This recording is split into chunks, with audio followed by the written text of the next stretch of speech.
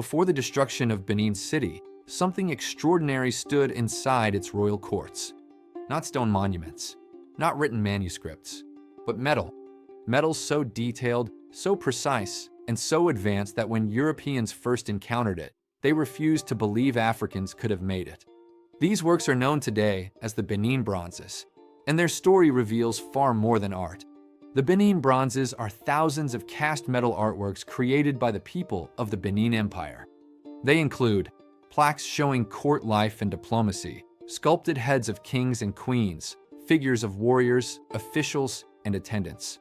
Despite the name, many were made of brass and copper alloys, using a technique known as lost wax casting.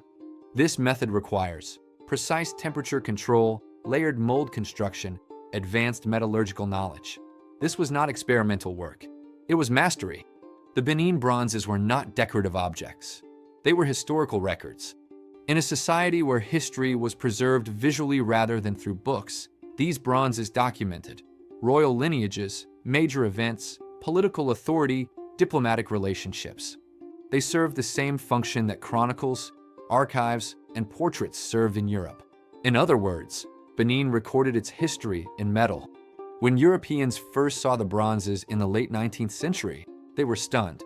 The level of realism, proportion, and detail contradicted colonial assumptions about Africa. So instead of revising those assumptions, many chose denial. Some claimed the bronzes were made by Europeans, influenced by outsiders, remnants of a lost non-African civilization. Anything except the truth. But they were made by African hands. In 1897, British forces invaded Benin City. The royal palace was burned, the city was stripped, and thousands of Benin bronzes were taken as war loot. They were shipped to Europe and sold to museums, private collectors, academic institutions. Today, Benin bronzes can be found in museums across the United Kingdom, Germany, France, the United States. What is often called discovery was, in reality, removal. The Benin bronzes matter because they expose a contradiction. Colonial narratives claimed Africa lacked complex governance, advanced technology, historical consciousness. Yet these bronzes prove the opposite. They demonstrate technical sophistication, organized political systems, long-standing artistic traditions. They show that African civilizations did not need external validation to be advanced.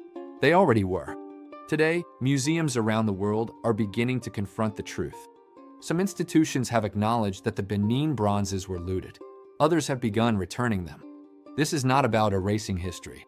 It is about restoring it. The walls of Benin showed us the city. The Benin bronzes show us the mind of that civilization.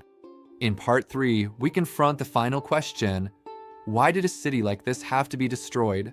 And why was its story allowed to disappear? Great Benin, part 3 coming next.